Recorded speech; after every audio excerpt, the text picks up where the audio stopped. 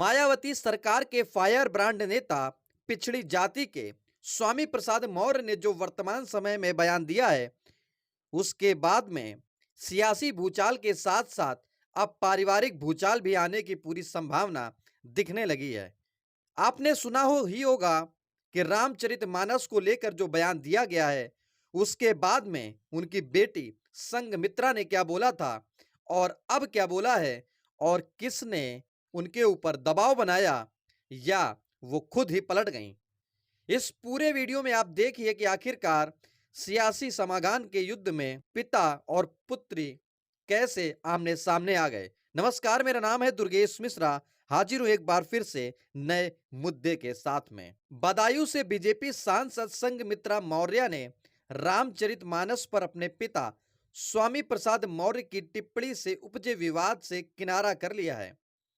संघमित्रा ने कहा है कि मैं चुनावों पर ध्यान केंद्रित कर रही हूं और यह सुनिश्चित कर रही हूं कि मेरी पार्टी दोबारा सत्ता में वापस आए। यह चुनाव के अलावा अन्य मुद्दों पर बोलने का समय नहीं है। गौरतलब है कि एक दिन पहले ही उत्तर प्रदेश प्रमुख भूपेंद्र चौधरी ने संघमित्रा से अपना स्टैंड स्पष्ट करने को कहा था, क्योंकि वह बीजेपी की सांसद हैं और उन्हें बीजेपी पार्टी की विचारधारा का पालन करना आवश्यक है। संघमित्रा ने कहा है कि रामचरितमानस पर उनके पिता की टिप्पणी विवाद का विषय नहीं है, बल्कि चर्चा का विषय है।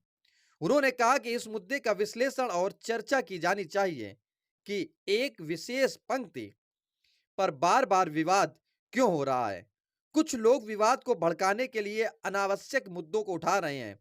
विशेषज्ञों का कहना है कि चूंकि लोकसभा चुनाव अभी 1 साल दूर हैं, इसलिए संघमित्रा पार्टी आलाकमान से किसी भी संभावित प्रतिक्रिया को टालते हुए सावधानी से चलना चाहती हैं। समझा जाता है कि बीजेपी नेतृत्व भी ओबीसी समुदाय को नाराज नहीं करने के लिए अपने विकल्पों पर विचार कर रहा है।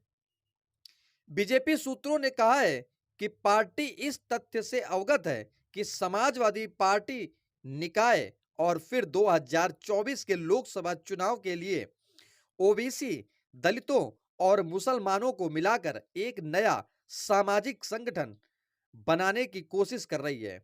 संघमित्रा ने पिछले साल खुद को एक विकट स्थिति पे पाया था, जब मौर्य, जो उस समय योगी आदित्यनाथ के कैबिनेट मंत्री थे, उन्होंने बीजेपी के खिलाफ विद्रोह का झंडा फहराया था और सपा में शामिल हो गए थे। उन्होंने तब कहा था कि उनके पिता ने अपने समुदाय के हितों के लिए बीजेपी छोड़ी है।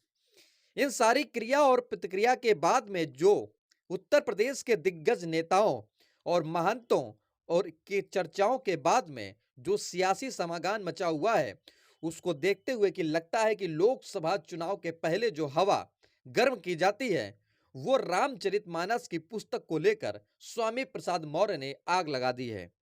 आखिरकार इस वीडियो में बताने का मतलब यह है कि मुद्दों के साथ साथ, पॉलिटिक्स के साथ साथ अब कोई टॉपिक नहीं बचा, तो शायद रामचरितमानस को ही एक राजनीतिक दृष्टिकोण देखते हुए खड़ा कर दिया है।